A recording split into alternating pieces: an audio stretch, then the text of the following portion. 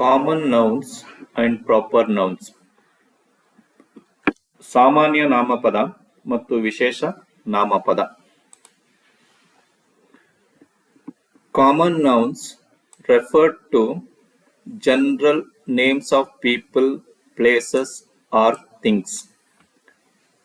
ಸಾಮಾನ್ಯ ನಾಮಪದ ವ್ಯಕ್ತಿ, ಸ್ಥಳ ಅಥವಾ ವಸ್ತುಗಳ ಹೆಸರನ್ನು ಸೂಚಿಸುತ್ತದೆ. Proper nouns refer to specific names and always start with a capital letter.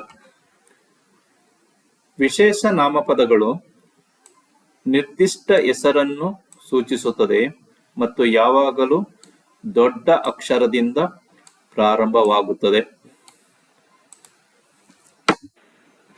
ಉದಾಹರಣೆಗೆ girl, city, fruit, doctor are all common nouns because here girl refers to a general name of a person. City refers to a general name of a place. Fruit refers to a general name of a thing. Doctor refers to a general name of a person. ಅಂದರೆ girl ಇಲ್ಲಿ ಒಂದು ಸಾಮಾನ್ಯ ವ್ಯಕ್ತಿಯ ಹೆಸರನ್ನು ಸೂಚಿಸುತ್ತದೆ. City ಒಂದು ಸಾಮಾನ್ಯ ಸ್ಥಳದ ಹೆಸರನ್ನು ಸೂಚಿಸುತ್ತದೆ. ಫ್ರೂಟ್ ಒಂದು ಸಾಮಾನ್ಯ ವಸ್ತುವಿನ ಹೆಸರನ್ನು ಸೂಚಿಸುತ್ತದೆ. ಡಾಕ್ಟರ್ ಒಂದು ಸಾಮಾನ್ಯ ವ್ಯಕ್ತಿಯ ಹೆಸರನ್ನು ಸೂಚಿಸುತ್ತದೆ. ಅದರಿಂದ ಇವೆಲ್ಲವೂ ಸಾಮಾನ್ಯ ನಾಮಪದ ಅಂದರೆ common nouns. Here the name Sita, Bengaluru, Apple, Dr. Anand are all refers to proper nouns because Sita refers to specific name of a person and also starts with a capital letter S. Bengaluru refers to a specific name of a place and start with a capital letter B.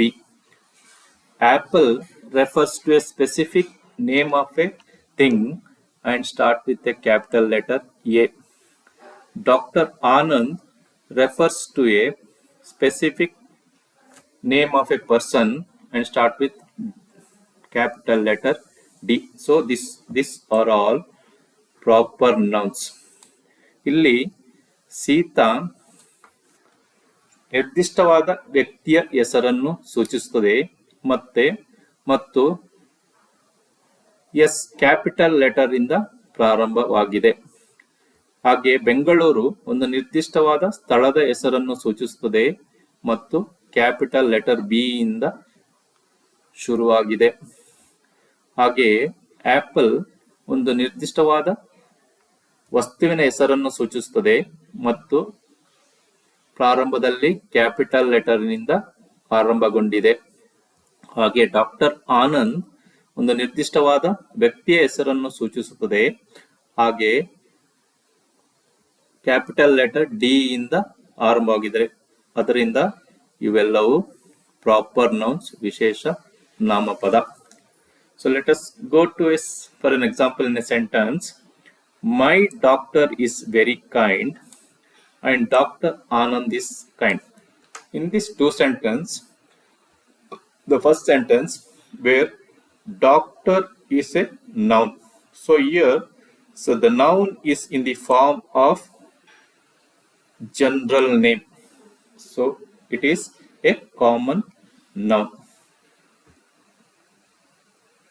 ಈ sentence ಅಲ್ಲಿ ಮೈ doctor is very kind ಅನ್ನೋ ವಾಕ್ಯದಲ್ಲಿ doctor ಅನ್ನೋ ಪದವು noun ಆಗಿದೆ.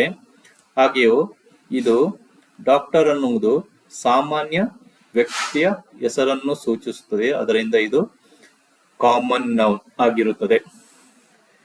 For example, in doctor Anand is kind, doctor Anand is a noun where the noun is in the form of specific name, so it is a proper noun.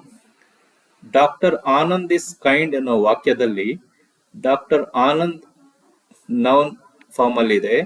ಹಾಗೆ ಇದು ಒಂದು ನಿರ್ದಿಷ್ಟವಾದ ವ್ಯಕ್ತಿಯ ಹೆಸರನ್ನು ಸೂಚಿಸುತ್ತದೆ ಡಾಕ್ಟರ್ ಆನಂದ್ ಎಂದು. ಅದರಿಂದ ಇದು ವಿಶೇಷ ನಾಮಪದ ಅಥವಾ proper nouns. Next sentence, are you moving to a different city? Are you moving to Bengaluru? You can see the two sentences here. In the first sentence, city is a noun and it is also in the form of general name of a place, city. So it is a common noun. And in the next sentence, are you moving to Bengaluru? So here Bengaluru is a noun. So it refers to a specific name of a place. So it is a proper noun. Are you moving to a different city ಎಂಬ ವಾಕ್ಯದಲ್ಲಿ city noun ಆಗಿದೆ. ಈ noun ಒಂದು ಸಾಮಾನ್ಯ ಸ್ಥಳದ ಹೆಸರನ್ನು ಸೂಚಿಸುತ್ತದೆ. ಅದರಿಂದ ಇದು ಕಾಮನ್ ನೌನ್ ಆಗಿರುತ್ತದೆ. ಹಾಗೆ ಮುಂದಿನ ವಾಕ್ಯದಲ್ಲಿ are you moving to Bengaluru, ಈ ಬೆಂಗಳೂರು ಅನ್ನುವ ಪದ ನೌನ್ ಆಗಿರುತ್ತದೆ. ಈ ನೌನ್ ಒಂದು ನಿರ್ದಿಷ್ಟವಾದ ಸ್ಥಳದ ಹೆಸರನ್ನು ಸೂಚಿಸುತ್ತದೆ. ಆದ್ದರಿಂದ ಇದು ಪ್ರಾಪರ್ ನೌನ್. Thank you.